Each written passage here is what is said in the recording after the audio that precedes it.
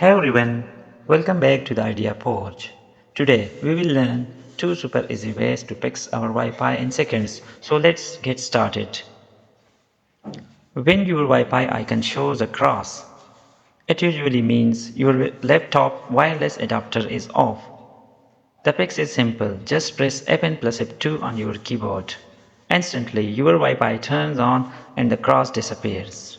Now, if your Wi-Fi shows full signals but the internet still won't work, the problem is usually a proxy server. Here's how to fix it fast. Open the Start menu, search for Proxy Server. In the Internet Properties dialog box, click on the Connection tab.